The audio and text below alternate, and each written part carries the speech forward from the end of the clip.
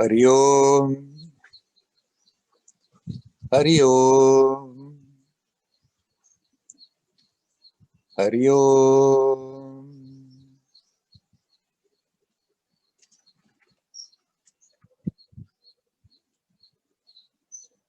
Hello, my friends.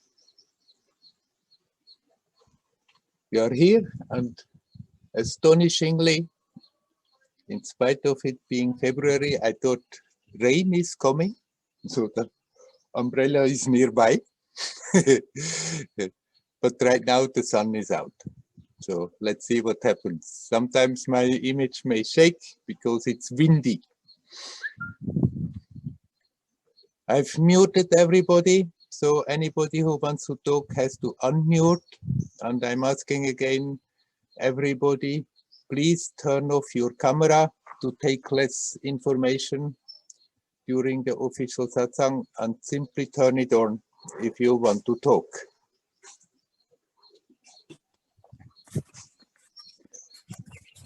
Okay, then shall we start? Is there anybody who is ready to come in straight away to that we can start our dialogue?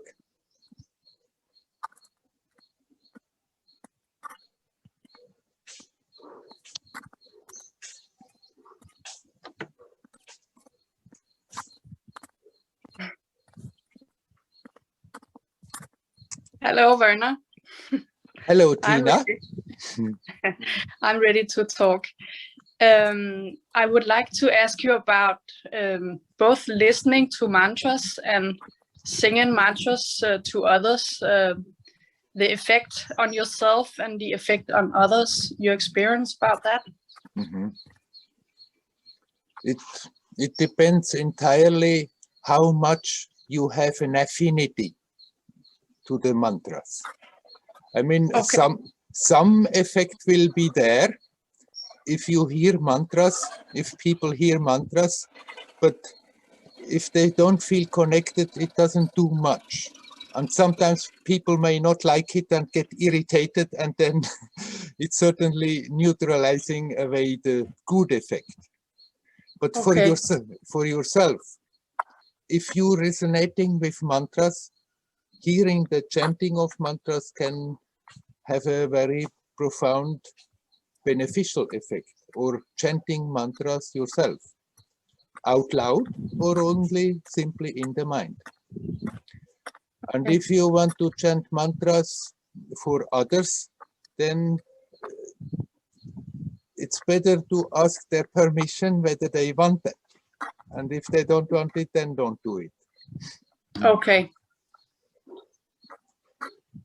Yeah, it's just because I'm experiencing a lot of joy listening to specific mantras at the moment. So yeah, it brings me a lot of joy, like you say. Nice. It's really uplifting.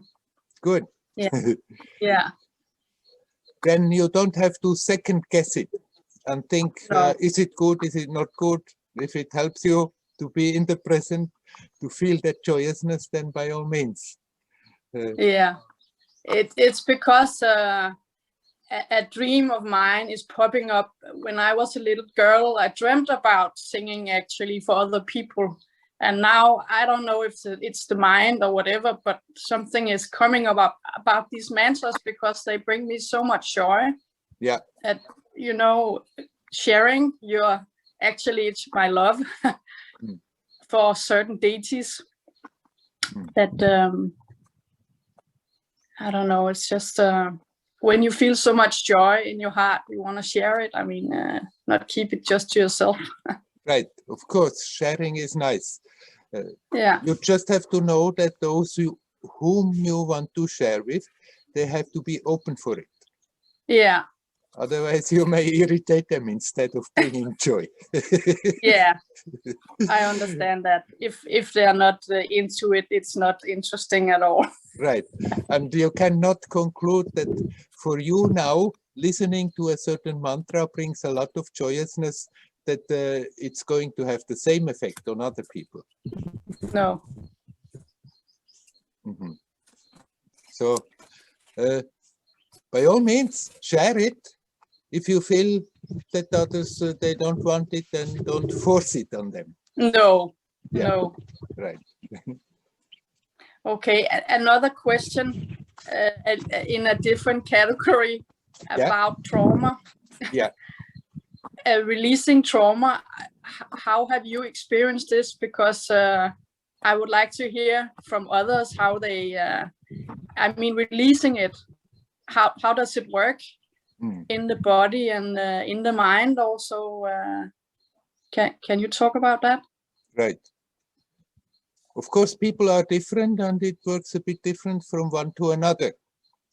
Basically, when there are traumas, they are really ingrained in our mind, in our body, in our energy body.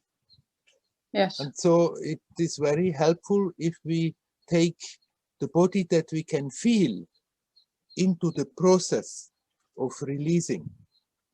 That when you are confronting old traumas, confronting old mechanisms that have been stuck and you want to get rid of them, instead of trying too much to analyze and figure out and why is it like this, then let that feeling of that trauma come up, even if it's unpleasant. Don't fight it. Let it be there completely, and then watch what it is doing to your experience right now, physically. Yeah, because And for me it is very physical. It's not so much about thoughts anymore. Right. It is so physical. I get sick, you know, I get migraines, I get a lot of stuff coming up. I mean, I know it's all for the good, but it's it's a job. Yeah. Right. It's a job. But it's a job that it's worth the trouble. To let go of everything that holds us down, that keeps us back. That's worth the trouble to go into it and not to try to shy away, because shying away is just postponing. Yeah. Right. So when you see what it is doing to you right now physically, just a big aspect of it, just focus on relaxing. Yeah. You may find certain things that have centers of pain in your body, and don't try to go too much into those centers and relax them. But relax whatever you can relax in your body.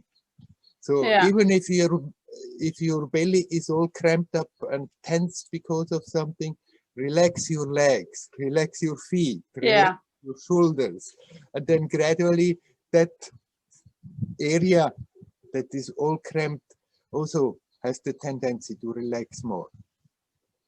And that sometimes things happen very quickly. You can do that and it goes, but sometimes traumas, they are so deeply rooted and so strong that we may have to have the patience to do that again and again and again and gradually it's getting less until it goes.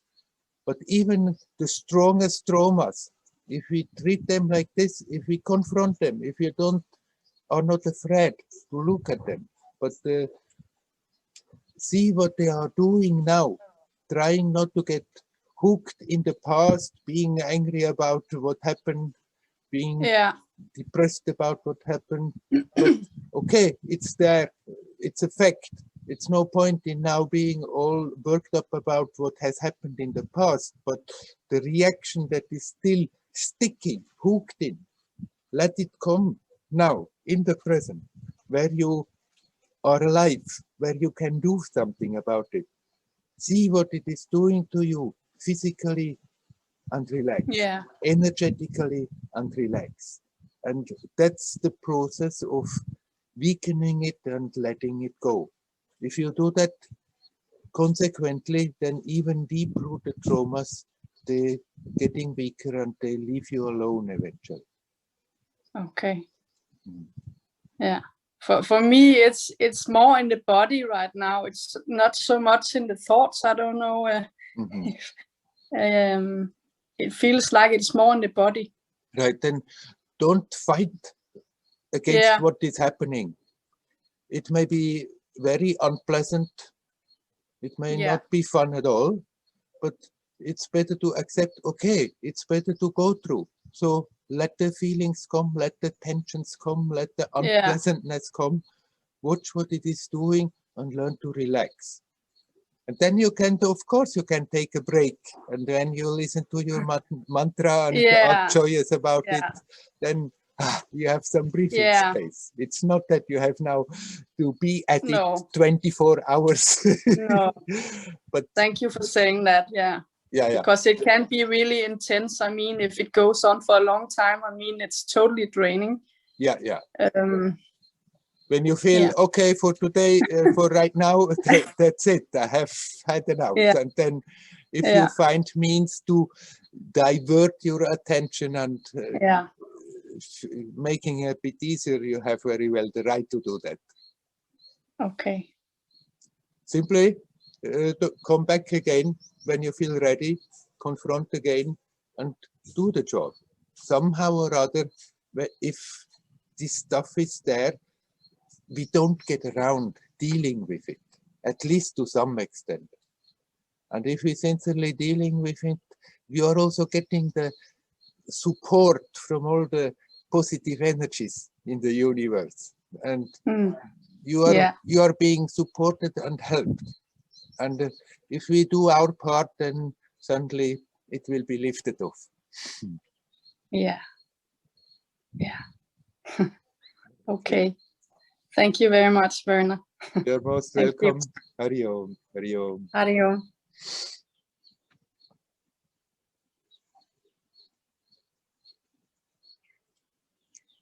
Is there anybody else who would like to come?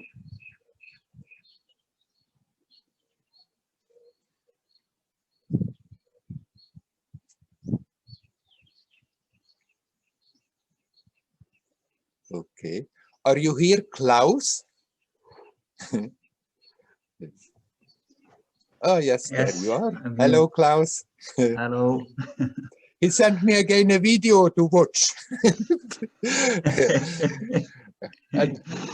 and the gist of it is somebody is very much emphasizing if we want something in this world and put our intent in it and our energy in it and are sincere about it, then we can also reach it. And you would like to talk about that, you said. Yeah, I would like your view on this, because I feel like the gap or the things with performance, like it is in sports, and the mindfulness approach is that the mindfulness is just, you're just here with everything and allowing everything, and there is no intention. Right. But with the sports coming in, they are mixing the intention with that.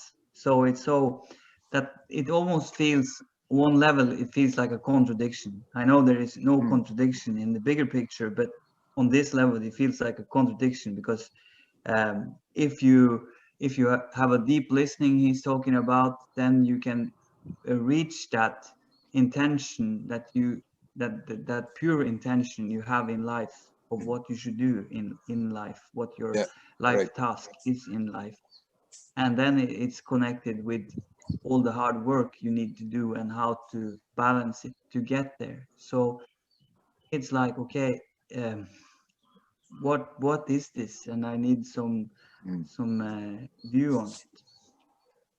No, it's not a contradiction. He's right. Not everybody who is in this world is here because they want to struggle for self-realization. No. And people come with a certain idea what should happen. Maybe after that, when growing up, they are not more aware. And if that desire is there to experience something, then it's better to experience something. That doesn't mean we have to give way to every damn little desires that comes along. But if there is a deep-rooted desire there that the being comes to this world because they want to experience something, then it's better they go for it. Go through the whole process. And certainly, if you are mindful, then it's much easier to channel your energies instead of wasting it always left and right, but become more and more single pointed on one hand, and on the other hand also, if you learn, if you see that the mind is always bringing up doubt, am I going to reach it, am I good enough to do it, then this is a great handicap. And the mindfulness it talks about helps you to become aware of that and learn to not do that anymore. Yeah. So if somebody wants to become a football star, then and it's really deeply rooted, that doesn't mean you should tell them, no, you have not to be after that, go for self-realization. Then no. let him go for a football star. And Yeah. you can help him with teaching him mindfulness, that he is not contradicting himself all the time, but that he is having more directed energy instead of losing the energy all over. Okay. If you feel the point of living in this world is really to become fully self-aware, then you can ask whether you need to do this, going after goals, going after achievements in this world. After all, you achieve them, they are there. Once you get out of the world, it doesn't matter what you have achieved. No. But if somebody comes and wants to go for that experience, it's better let them go, encourage them, and show them how they can be more powerful in reaching it. Yeah, exactly. Because it's as you said in the start here, that self-realization is not for everybody in this lifetime. So what if there is a calling for it, then they will go deeper. They go deeper. But if they have this pure experience they want to reach through playing football or to experience this, I think also it's possible then to help them to remove the suffering with that intention is pure, because you're just here to experience, and suffering is that when you contradict towards something, that you resist an experience. Yes, and even if you go for a goal like this, ultimately you may say it's a little bit a roundabout way, but that very intensity somebody may put into it helps them also become more self-aware. And eventually they may have achieved their goal and then think, okay, let me become more self-aware. And all that intent that was put into it helps them then.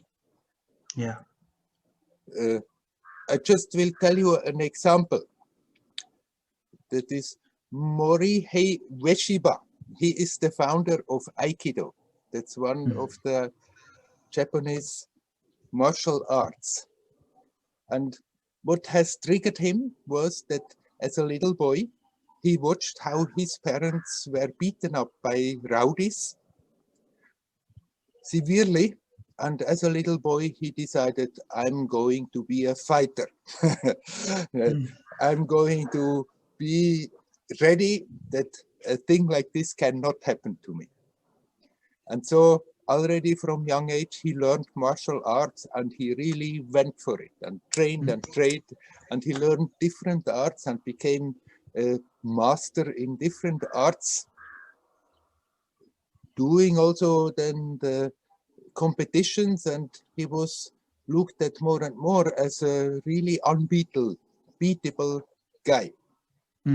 But then with that intensity that he has put into that, he had also developed the clarity, and he said, okay, now I'm on top of it. I'm really at the peak, but I'm getting older. Invariably, sooner or later, there comes a younger one who will be stronger than I. So what's the point in all this? And then he turned that intensity inward and withdrew on a mountain and he still practiced his art, started to meditate more. And within relatively short time, he really found his experience very transformed. And all that intensity that he has been putting into all these years of very self-disciplined training, on and on and on, gave him that strength that after that he had that single pointedness, and when he turned it on himself, that was very useful. So it's not wasted. If you have other goals, then let them reach their goals. Yeah. And after that, out of his experience and out of what he knew, he developed Aikido as a martial art that should help people not simply be fighters, but also simultaneously help them become more self-aware. Yeah. Right. Very interesting combination. Yes. Yeah. Yeah. Yeah. It's a very good answer. I have to say also that the story there you're talking about is also my own story in one level, because I also was very single-minded of being a professional football coach and being the best, and then it turned against me, and it was around 180 degrees to going inwards instead. So I recognize the story you're talking about. Yeah.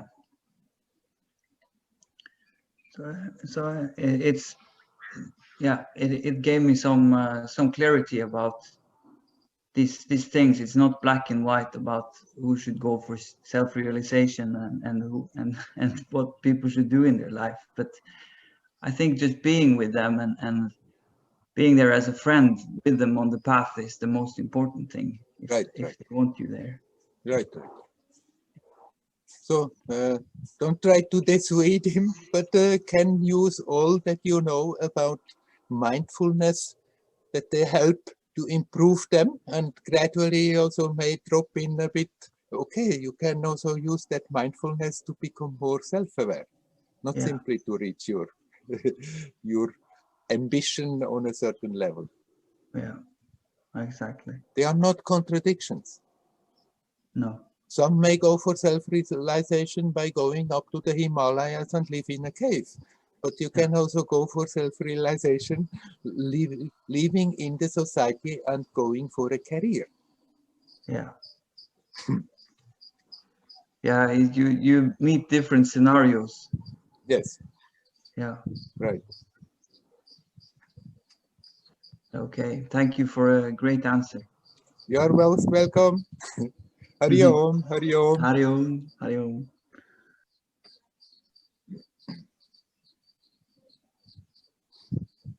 Is there anyone who would like to come in? Please come. There I see a picture, but it's not good. Moksha, you want to come? You have to turn on your microphone. I don't hear you. And when your microphone is turned on, your picture will become big also. I see you as a small pic. Somehow it doesn't work. Either the microphone of your computer doesn't work, or of whatever microphone you are using, somehow it doesn't connect. I see you talking, I cannot hear you.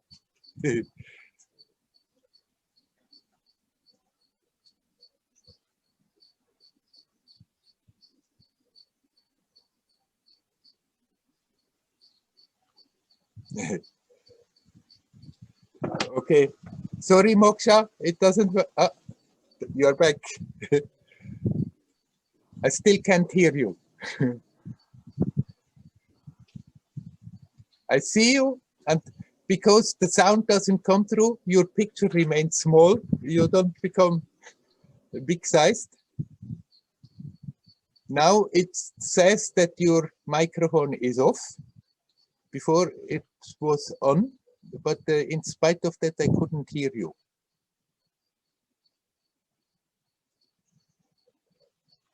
Well, sorry, Moksha, somehow it doesn't work.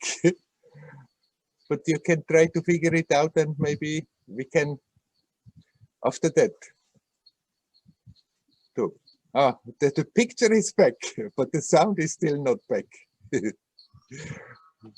Oh, there you are. Say something. No, your picture has become big, and now say something now? No, sorry. Now it says that your microphone is on, but still I cannot hear you. Sorry, somehow you have to figure it out. It's on your side because it was easy to talk with the two others before. And then maybe we can talk later. Hari Om, Hari Om. Is there anybody else who would like to come in? Since it doesn't work with moksha.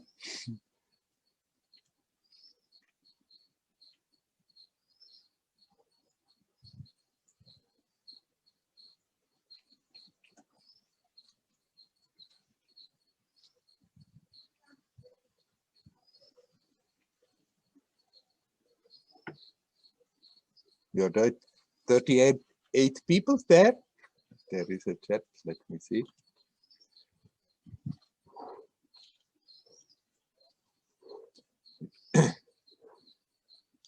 I think this is addressed to you. Rebecca tells you, Moksha, to check the audio settings on the left corner. Right. But anyhow, I could see that your microphone is turned on. I can see when you turn it off and when you turn it on, and now it's on and I still don't hear you. So it has something to do with your computer or whatever you are using.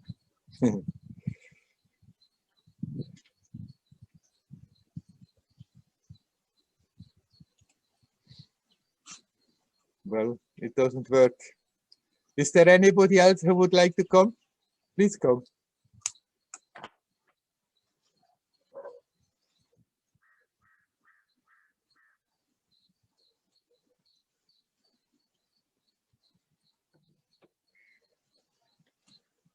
What I have been discussing before with Klaus,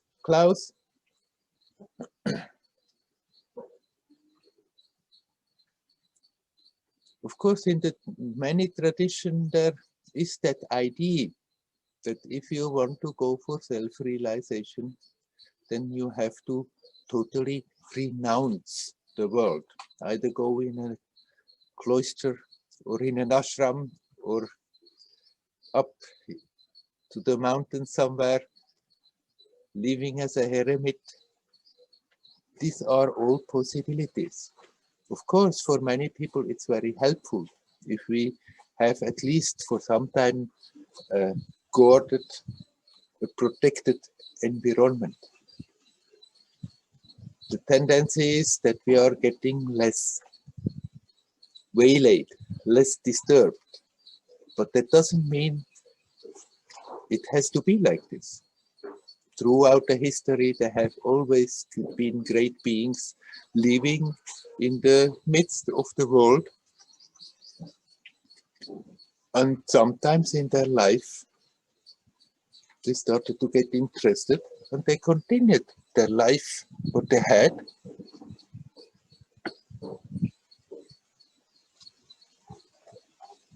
But started to change their attitude with what they are experiencing.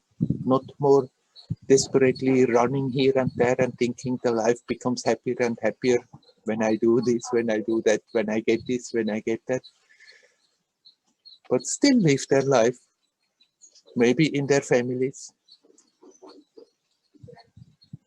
do their duties, but become more and more observant and find also in their daily life in the world more and more time where they can withdraw, be that by themselves and put their undivided attention back into their self in one way or another, and then learn to bring that more and more out in your external activities. We don't all have to become monks or hermits. Nisargadatta, who is so well known now, he never was a monk, he never was a celibate. He was living in a family, having a bunch of kids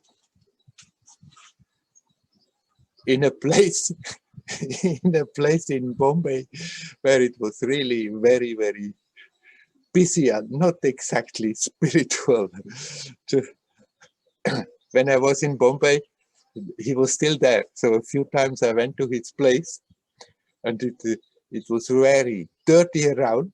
When you walk from the railway station towards this place, the sidewalk was red.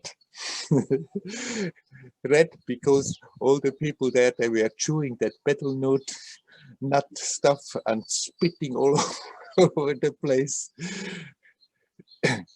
Once when I was too early there, so I just strolled a bit around the corner, and suddenly I felt a bit funny until I became aware that already since quite some time I was walking down a street on both sides, bordellos with with a whole bunch of prostitutes peeling out, pouring out on the road and waiting for customers. So that was the surrounding where Nisargadatta was living, where he was living with his family, and still what was he doing? He was rolling bidis, smoking bidis all the time, and rolling bidis and selling bidis, and that's how he made a living. And in spite of that, he found himself spending more and more his spare time just by himself. And as he was an intense guy, so was his practice intense, and within also relatively very short time, he found himself transformed. Without ever going into seclusion, living his life in the world with his family, doing what the family man does.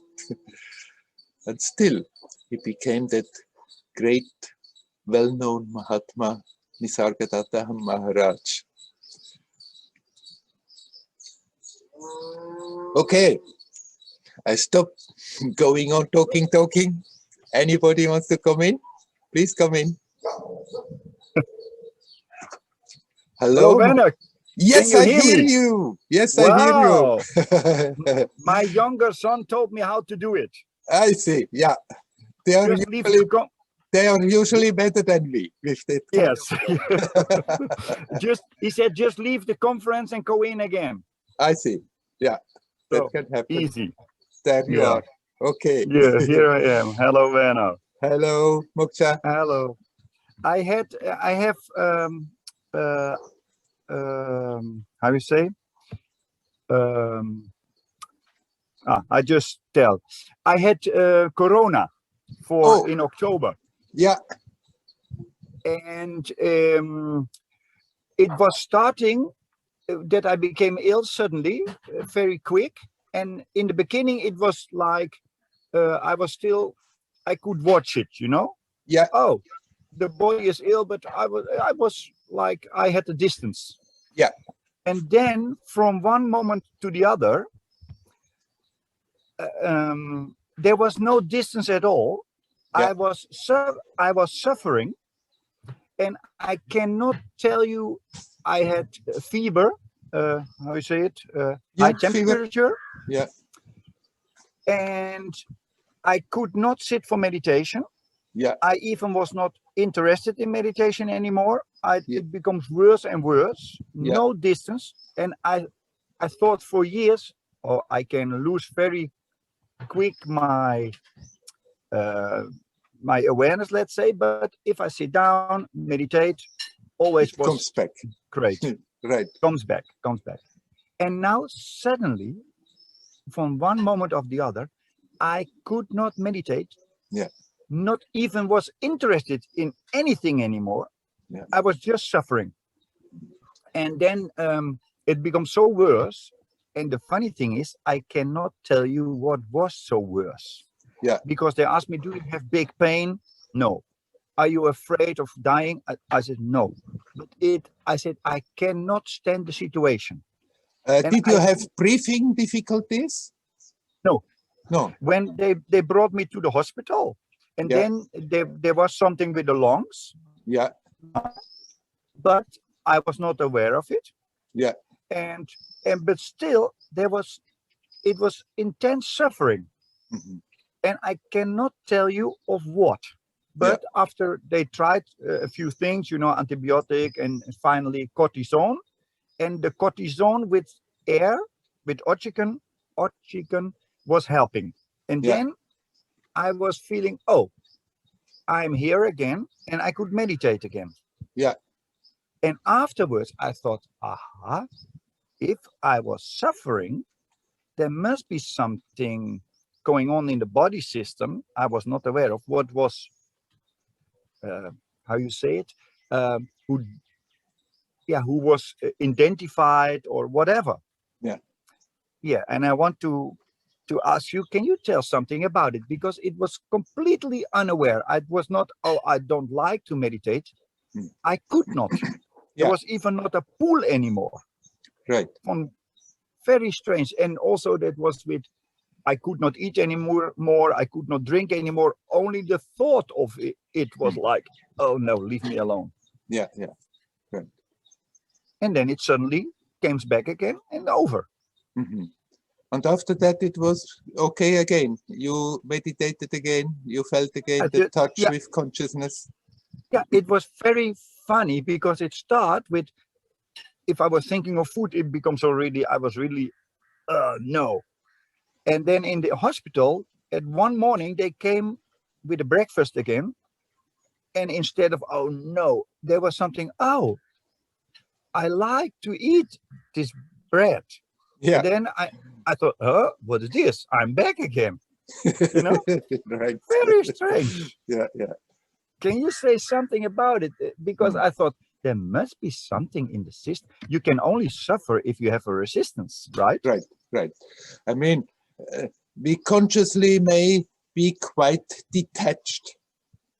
And even if we are in an unpleasant situation, we can increase that consciousness and that awareness that we are more and more detached. But then there may be a certain limit, and what is beyond, we are not aware that there is still an attachment that goes deeper than what we are aware of. And as long as the body exists, actually a speck of that will remain. And if you cross a certain line, then as you described it so very alive, that you were just not more capable. And then that, don't think now in the aftermath, oh, there is something wrong with me. It's more like you just reached the point where you could handle it, and there, without you knowing, there below that there was more stuff. And once you are in that, then actually there most probably you cannot do anything else but wait until you are out of it.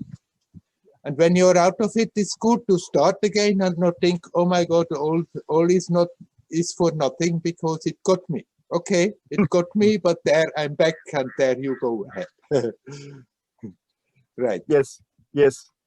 You know, even very great Mahatmas, they experienced that. The teacher of Sri Ramakrishna, he was in himself a fully accomplished being, but still he had two teachers. First, he had a lady teacher who brought him through all the tantric stuff. And after that, there came a stern, stout Vedantic ascetic, Totapuri, who was teaching him. And Totapuri was always making a bit fun about Ramakrishna, about his worship of Kali and all this illusion. And Ramakrishna warned him, wait, Kali will get you. You will learn your lesson. And Totapuri stayed there. And first he was the teacher, and sometimes he turned more also in a student of Ramakrishna. And then he became ill with a severe dysentery, and he became so weak that he couldn't meditate anymore. And it pissed him. He used to go in samadhi, and he was a real accomplished master who has really helped Ramakrishna on a certain point. But then he couldn't do anything, and he felt like drowning himself in the Ganges, feeling that I mean, if I can't do that anymore, then my life is useless. And Ramakrishna said to him, "Oh, see you, Kali got you also. Your philosophy is right. Go that way, but you can also accept there is just that power beyond your control. And as long as you are living as a human being in a human form in this world, it can happen that you are pushed beyond the point where you can do anything.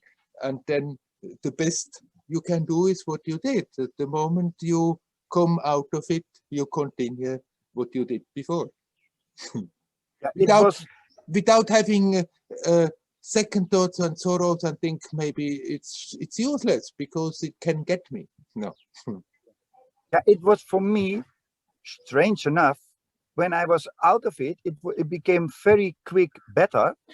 Yeah. And then I was totally surprised because I thought, what was that? You know?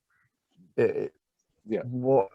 I didn't know. I don't had ideas because I don't want to meditate. It was just impossible. Right. And also with even drinking and eating, you know, what I like normally. Yeah. I could not. Yeah. It was very strange. But afterwards, what it brought me, when I came out of it, I was feeling like, Moksha, you are in God's hand. You Yes. don't decide anything here. Right. So you can think I'm the great meditator. 1 second later, God takes you out of it and said, no, you don't meditate anymore. And you are nothing. Yeah. And that was a very good experience. Right. And I had also the feeling like, we really don't know what is going on the long run. You think I'm here, but in a split of a second, your life is different.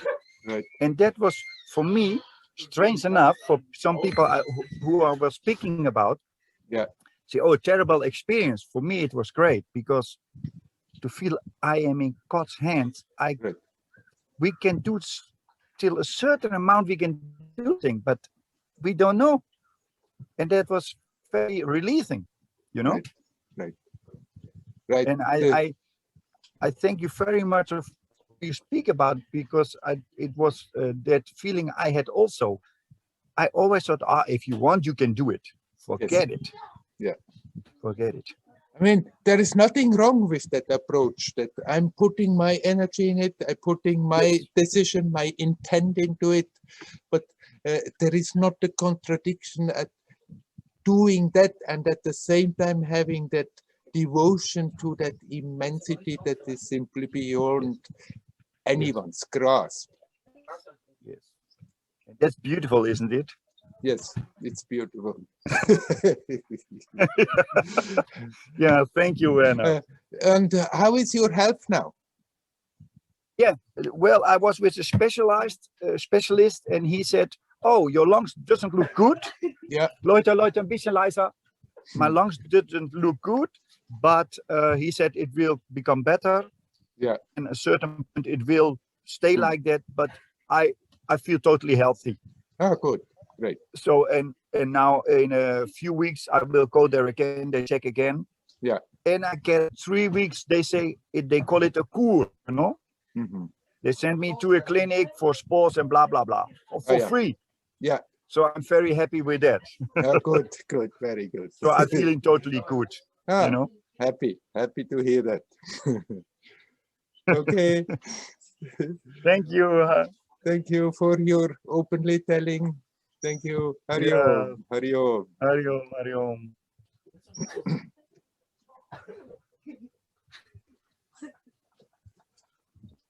Leute. Ja, hier is. Verbunden met India. Ja, nee, jetzt Moksha, can you please also turn your microphone off now? Okay.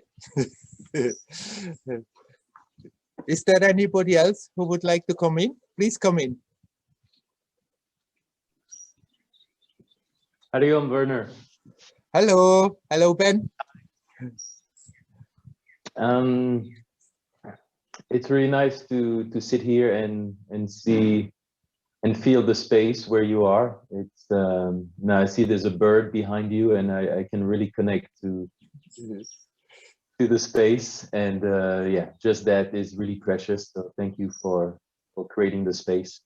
And I'm still here at this community in Spain. Yes. Yeah. And the last couple of weeks I've felt, because there are so many people and so many activities always happening, yeah, I felt a little bit that I have to be careful with how much of my energy I put outside in talking to people, in engaging with people. And even though they feel like nourishing relationships and activities, I felt a voice telling me to be more quiet and silent. Yeah. So I started now, every evening I do a yoga practice in the evening instead of dinner, and afterwards I decide to be silent. So I just put a little tape that says silent, so people don't engage. And it has been really, really special to cultivate this silence and then be around others in silence. And yeah, so it's just something recent that's been happening, and just felt like sharing that, and maybe hear your words on maybe how to be with this silent practice around others. Right. I have a little experience because I have spent different longer periods where I was keeping Maunam. Right.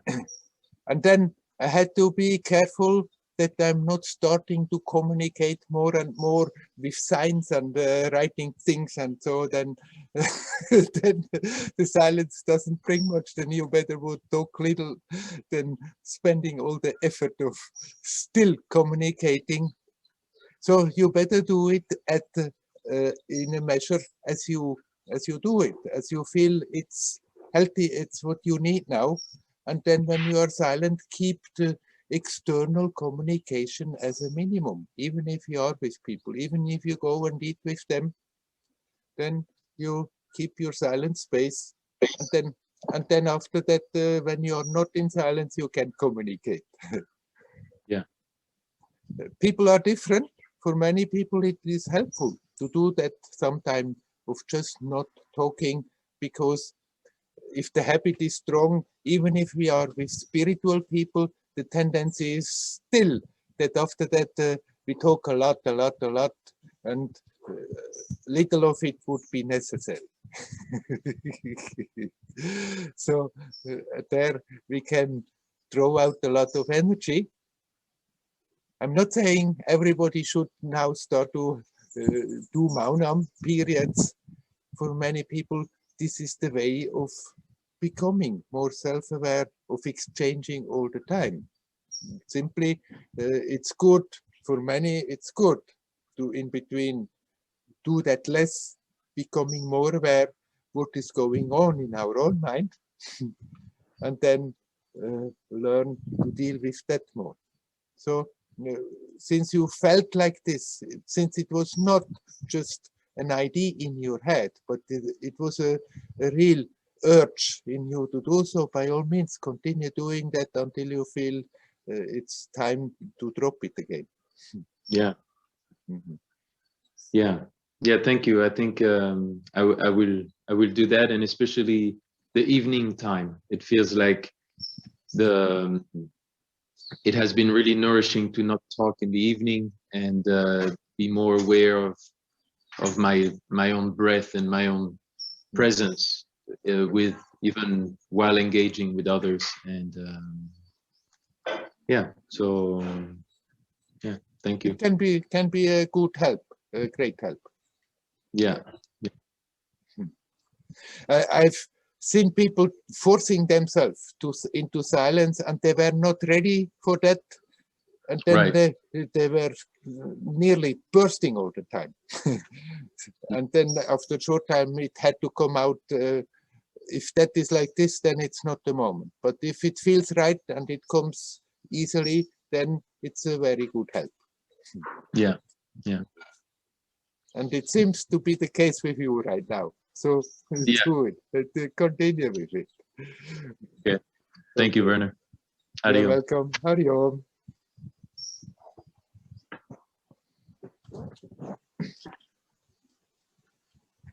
Is there anybody else who would like to talk? Please come. You have camera. Hello. I see- Hello, Werner. Hello. Ah, I'm Christina. hello, Christina. What about when it's very hard to go out from silence? When you are in a period of keeping complete silence, and then after that coming out of it. Is that the question? Naturally, I draw more in inner silence. Yeah. And out of outward. Uh-huh. And that is like be in all, but I don't need this outside, and sometimes it's very hard to go and social with people or have contact. Or I'm so happy with when I first was in India, in Himalaya. I want to stay there and go to cave and just be like, I didn't know any guru and nothing, but my feeling is like this trust for inner, and that and the other thing is, what about when that comes so naturally? Because I observe myself from child, and it becomes so natural flow. Right. With this trust and this knowing. Yeah. But obviously, somehow destiny kept you still in the world. I know. I accept this. Yes. And because that was like, I said to myself, when I don't feel God inside me, I don't have to live here on the earth. Yeah. And then somehow I went through lots of changes, and and the doctor said she's on drugs or drunk, put me in a hospital on a wheelchair. My body said no to life. Yeah. But afterwards, after I come out, I accepted that is this what it is, because I couldn't accept this bedside. Yeah. And I thought that's not my place to live here. Yeah. Yeah, but I still more drawing inside, and I separate I can't say separate because we are one, but I feel so good in silence. And I've done lots of retreat or minor retreat in temple by myself, silence. Yeah. Yeah, and then you have to come out from. Yeah.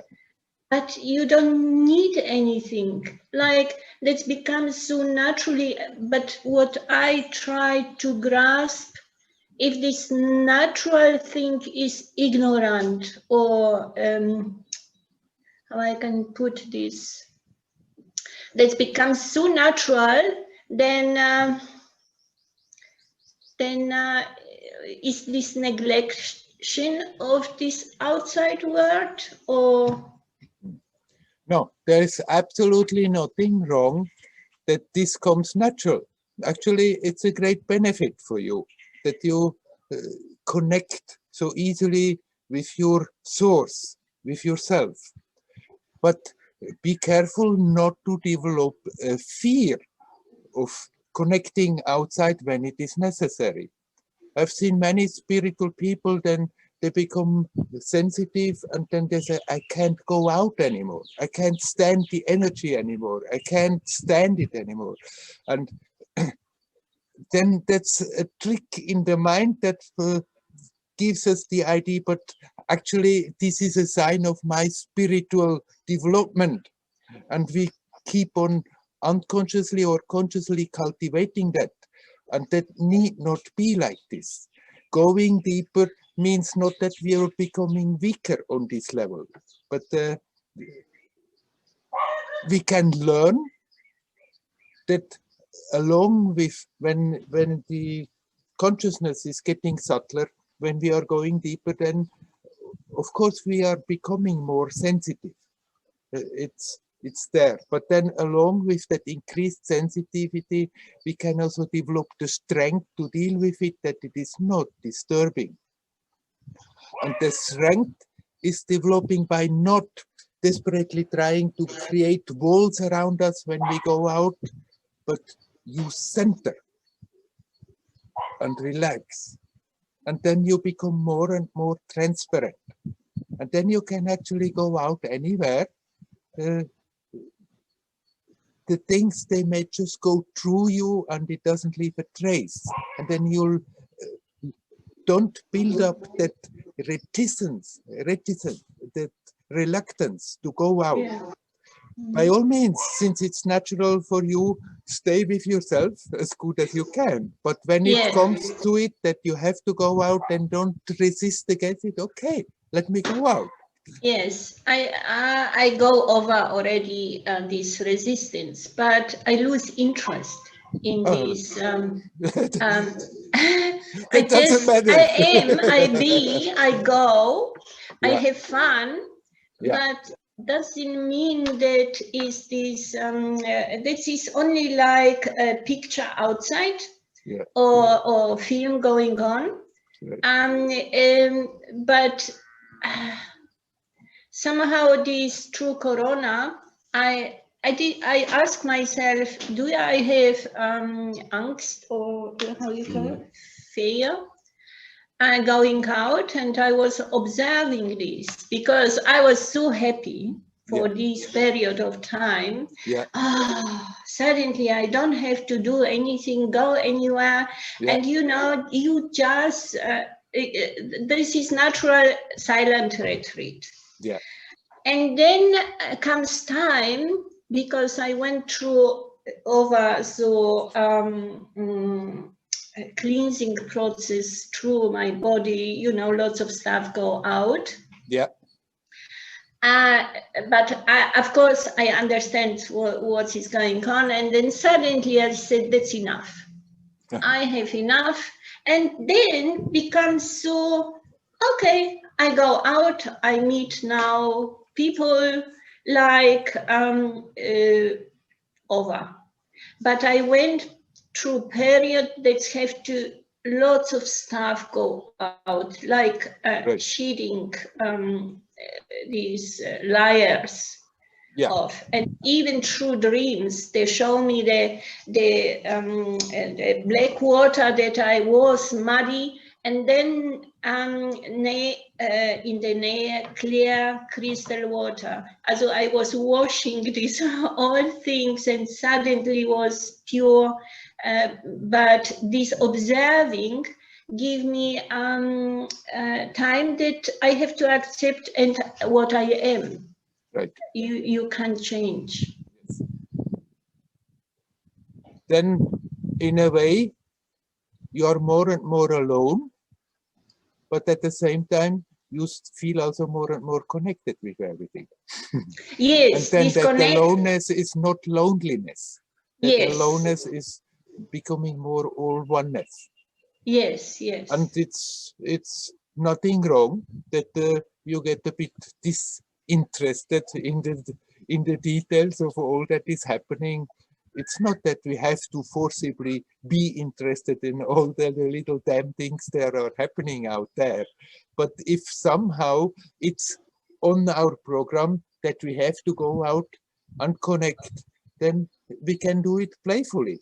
And then it doesn't look like a contradiction to your movement inside and silence. You can keep your silence, and outside you can play whatever you are Yes, busy with, wherever yes. you are. Yes, that is acceptation, totally, Yeah. trust, but also you have choice. Yeah. You know, and that is this be free. I always was thinking, oh, I am free. Yeah. And then this corona comes and I said, am I free? Like that was more deeper coming in me, that you know, very, very hard to explain, but somehow I was thinking, I'm not free because someone control me, but inside nobody control you. Yeah. And so that was a long period of time that I went through a hard time.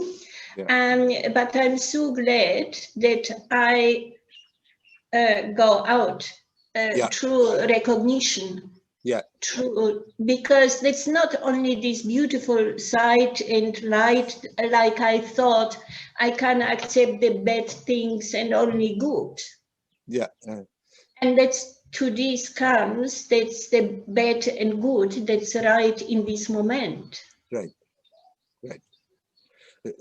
If we don't want to accept that there are negatives, things, negativities in manifestation, then we are in trouble. In this, manifestation, it's positive, negative. Yes. That's the whole game. We just can learn not to take this whole damn world so serious.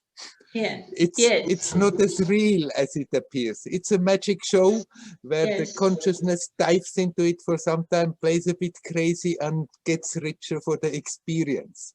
So we don't have to take all the details that are happening so serious, but this level is definitely totally functioning on polarity. There is the positive, the negative, the white, the black, and all the tension that comes, that gives us the possibility to have this human experience. Yes, that's what was my problem, that I didn't thought that I am suitable for this world. Yeah. From small child. And through this experience, I'm so glad that I went through to have this experience. Yeah. Even I met Amma in Australia. First time a friend said, told me, Christina, you will love it. You should go there. And I went, that was last day, and I thought, I am in, like I arrive. And then since then, Amma was following me. I always said, Amma, follow me, because she appeared in dreams, or irgendwelche friend told me, Amma is there. Even in India, last time Amma was there. Yeah. And so somehow, but I cuddled her, and that was so natural. I said, that was nothing special. That was like everything becomes so natural. Right. But I'm nothing, like I just want to hide myself. Right, but you are not nothing. You are simply not the thing. Yes. Oh, that's good. Not a thing. Yeah. Yeah, we can't disappear, as we have to function here in this physical body. And by all means, stay by yourself if you feel like, if you can, but not out of fear. When it's necessary, when it's on the program, go out, full of a sense of adventure. And today we go after this beginning of lockdown, we go to Luxembourg, see the friends. I said, yes, I'm so relaxed, so local, no fear, nothing, and just be. Good, great. Thank you, Werner. Om Namah Shivaya. Om Namah Shivaya. Om Namah Shivaya. Thank you. I have to look about, the computer says it has no more current. Oh, I see. Yeah, no wonder. I haven't. Now it's charging. I put on the charger, but I didn't plug it in, and the computer was complaining it's soon out of current. Okay. Is there anybody who would like to come in? Hari Om, Werner. Ah, hello, Maria. My question is about, is connected to some of the things that we've been talking about today. The desire, intention, but it's actually about imagination. It's all it feels connected to me. Yeah. I used to, years ago, I've been meditating for a very long time, but when I started mainly with visualization. Yeah. And I used to enjoy those kind of things a lot, anything to do with visualization. I'm a very visual person. But then about 5 years ago, when I met my teacher and I started a very intense, it felt like now is when the real deal has come. Yeah. In terms of meditation. It's like everything before feels like I was playing around, but now it feels like the real thing. I noticed a big change in me with regarding to the visual aspect. It was as if I dropped any desire to do this kind of visualizations, guided meditations. Yeah. It was all about really seeing inside, having an inner vision. Yeah. But sometimes now, and it happens, I have really some remarkable, for me, they feel remarkable experience of inner vision. And I read from time to time stuff on self-development. And there is, in self-development, there is a lot of talk about when you are working on a project to see it accomplished, to see yourself already with that experience. So there is that kind of projection about future using the imagination. Yeah. And sometimes I wonder whether I'm missing out on something, or if it's just that it's just not for me at the moment or anymore, that kind of thing, because it just doesn't seem to be. But on the other hand, it makes sense. To me, it makes sense to use the imagination. Seems to be a gift we have. Right, it's a gift, but follow your heart, what you feel is right now, and not so much when the head comes and says, but maybe if I don't do this, I'm missing out on something. If you don't feel like going in there, all that visualization thing, then it's not that you're missing anything. It may be an unnecessary distraction for you right now. Follow that what you feel really connects you with the source, and that is what matters. And then people may come and say, but you know, I have been doing this meditation and it's so wonderful, and then the head may come and maybe I'm missing something. I should it would be richer if I also do that, but if it's not coming, resonating from your heart, that's really what you should do now, what you want to do now, what you feel is the right thing on your road right now, then don't listen to any argument, neither from other people nor from your own mind, that maybe I'm not doing the right thing. To do that which you really deep down feel is that which connects you best with the source. And then sometimes, of course, it may be a bit in the experience less rich, but still, the more you connect with that source, that sense of fulfillment is there, even if it's not with big experience that come along with it, but just a continuous increasing intensity of that sense of being consciously conscious of being here now, without big fuss about it, then you're totally on the right path, even if there are no experiences, or even if you don't do practices that bring about experiences, that then never mind. Then you go on that, because you go to the center, and there you are connected with all the levels, with everything. It's not that in the end you are missing out on something. I'm not saying in any way anything against those meditation practices that are doing a lot of visualizations, doing all kinds of states visualizing, and all kinds of surroundings visualizing. If that helps somebody, perfectly fine. But if you don't feel like going into it, then it's not that you're missing out on something. The imagination, of course, is a gift, but it can help us, and it can also lead us astray. Both. So how do you experience the imagination in relation to the spiritual practice? I mean, does it have a role at all? Yeah, especially if you do this kind of visualization thing, then that's all imagination. But then the imagination is there all the time, forming our day-to-day experience.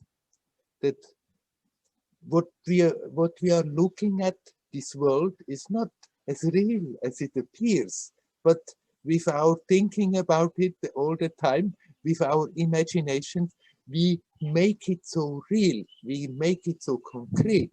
And actually, it's good to be aware that our imaginations, repeated, and reinforced, bring about a certain reality, but actually, you are that which makes the experience possible. You are that which is prior to imagination. So imagination can be very helpful if we playfully use it to make our moment-to-moment experience richer. But it's not that we have to imagine reality and then after that we find it. You bring back the attention to that which makes the experience possible, here, now, in one way or another. If we have to use imaginations to get closer, fine, but you can also totally leave it aside and use the imaginations on the level of the materialization, of the world experience, day-to-day experience. Bring our creativity into that experience, and there we can let the imagination free rein. Yeah, I realize as you are talking that I'm understanding better. In a way, I used to use some of these things to avoid pain, because there was some pain happening, something uncomfortable happening, and wanting to get out of it. So now I can see the value of dropping that is that I am more present, absolutely. Right. And in the present moment, I'm experiencing now so much more awareness of my own body and the energy in my body. And this is because I am here, now. Right. So don't handicap that by thinking you should do something else. Yes, yeah. So simple. Thank you so much, Werner. Thank you so much. You're welcome. Hari Om. Hari Om.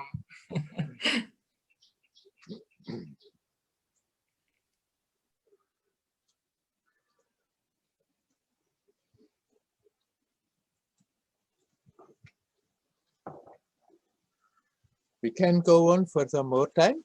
Is there anybody who would like to come in? Please come.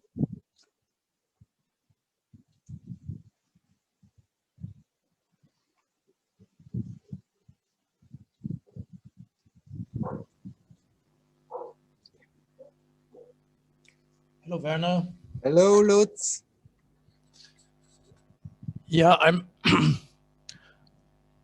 I'm feeling a bit in a limbo, in a kind of in-between state in matters of my spiritual career. Career is a good word.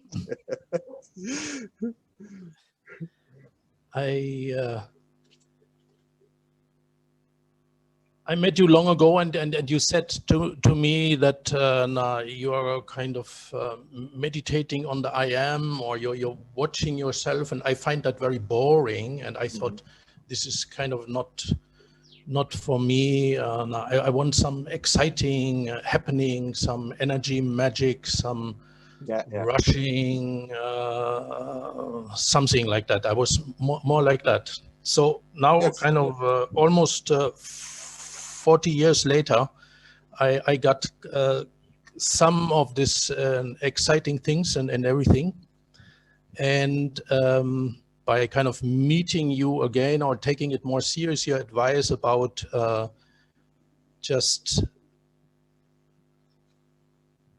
being in the now, being aware, just be very focused on one point in the body and just kind of basically watching that, or just being aware in that. I found that for me is a healing practice, because I tend to kind of dream out and kind of wander away and all these things.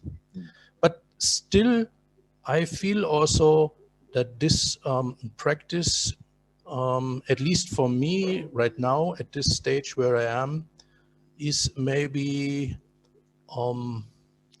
yeah, some kind of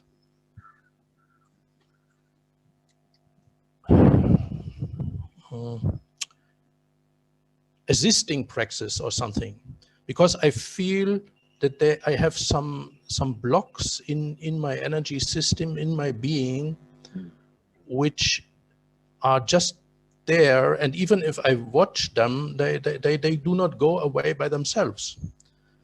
And I'm also in a way quite happy that they are there. I have some kind of strange attachment or kind of contentment even with my blocks in one way. I mean, that some aspect in me is like this, that is kind of is happy with the limitness it has.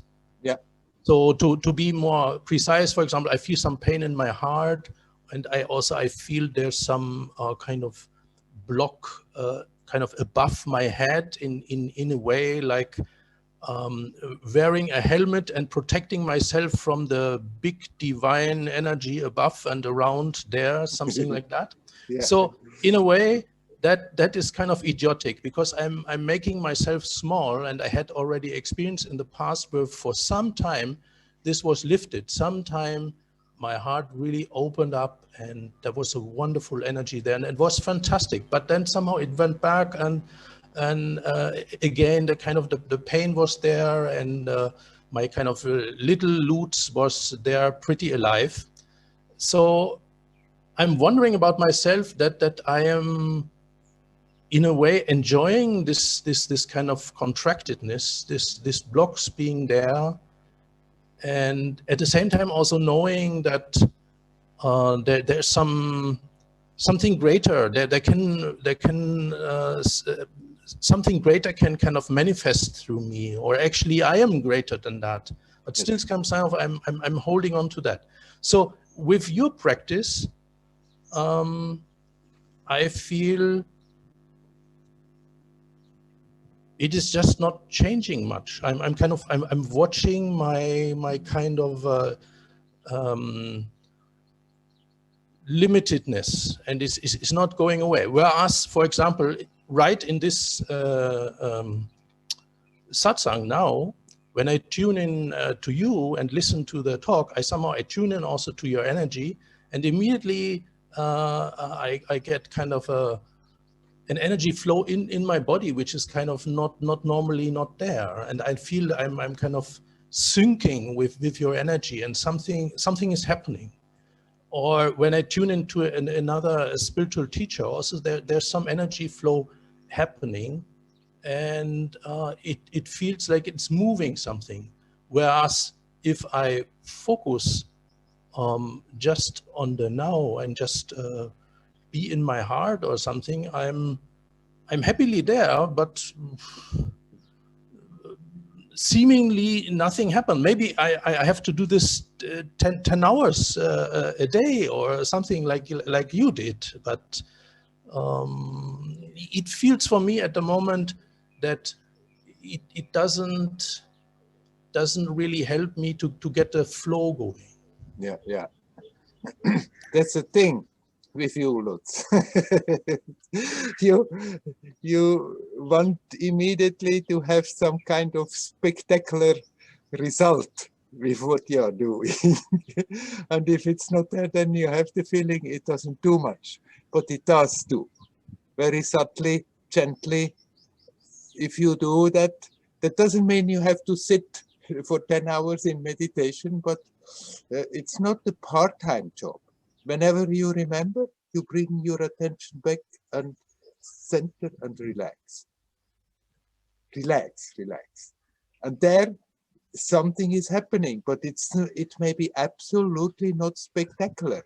And you may not feel there is a big energetic stuff going on, but subtly it undoes those limitations that are there. And you said you see certain things, they are there, and in a way something wants to get rid of it, and on another way there is some aspect of you that wants them to be there because something enjoys that limitedness, that privacy of being in that bubble. But you see it, and slowly it changes. But it may sometimes things change drastic, and boom, there's a big change. But sometimes there are periods you look at it again, look at it again, look at it again, and it feels nothing is happening, and subtly still something is happening. And then comes the moment where it's manifesting again, or a period where it's more and more and more manifesting. So don't get disheartened if you feel not much is happening. Still, if you keep on watching what is going on, it's bound that something happens. But sometimes it's very subtle, gently, and not very spectacular, and then one can get a bit bored with it. Right. But don't think it's for nothing, that nothing is happening. You're just sitting down in your little bubble and enjoying staying there, and nothing changes. You connect, and you feel now, when we are in the satsang, you feel that there is more happening, and it can also happen when you're doing that all by yourself. You connect with yourself. Connecting with yourself is connecting with that divinity. Of course, those who connect with big devotional ceremonies and devotional feelings, then it's more spectacular. But if you connect like that with that immensity of existence, then you're connecting with that same divinity, like the devotee does, more emotional. But it may for a long time feel nothing happens, not much happens. But eventually we'll become aware. Yes, of course, it has been happening all the time. There is a subtle change going on that I'm not aware of. And then just to become more and more aware of that sense of completeness, of simply being in that timelessness of the now, is so totally fulfilling that it doesn't matter whether there are big experiences or not, whether there are energetic stuff happening or not. It's simply so complete, that sense of you are at the center of a totality. And the experience gets richer and richer as the time is passing. And for some people, it's always with a lot of experiences and with a lot of movement and with a lot of noise. And for others, it's just a silent, complete, getting in more intensified. So if you feel that's what you have to do to continue with that observing, with that being in the present, give maybe a bit more emphasis also on relaxing, on the relaxing aspect. That may open up more that level again where you can feel energetically that something is happening.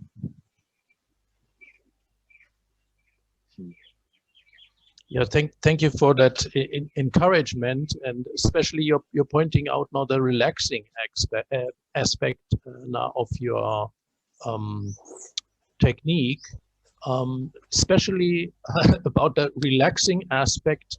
I have some doubts, or that kind of my mind comes in, because when I did some energy practice with one of my teachers, I had often experienced that in my body, kind of in somehow in a kind of magic way, that there was a big tension and connected with it a kind of a whole emotional charged story, kind of stored in certain parts of the body.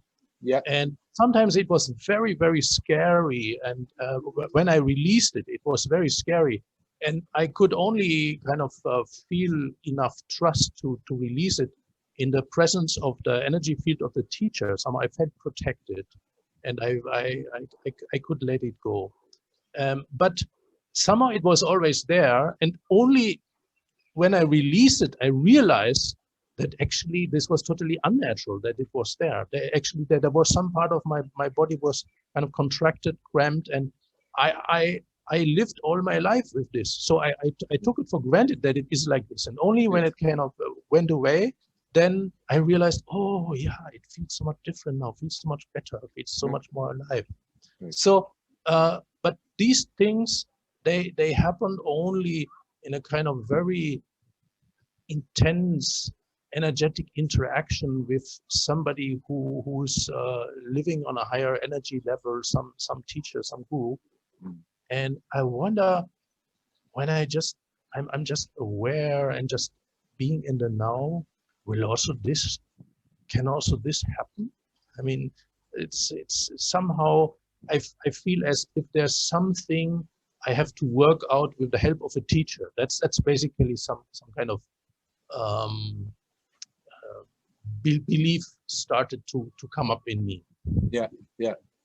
Well, it will also happen, but it may happen not in big bursts, as you have experienced there, but also little by little.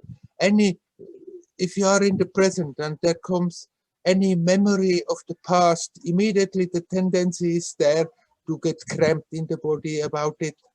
And if at that time you consciously relax, then that little thing that was hooked still there in the subconscious working will get released, and you can easily deal with it.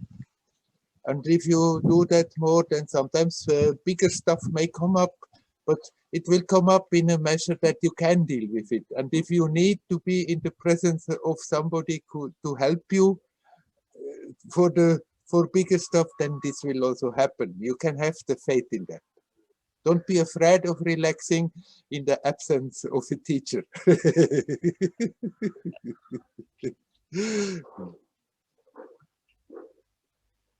Well, if I look at it honestly, also, I haven't done so much of the practice. I mean, I have done it recently more in the kind of normal life. I'm doing other things. Yeah. But not really exclusively sitting down doing it for a long time.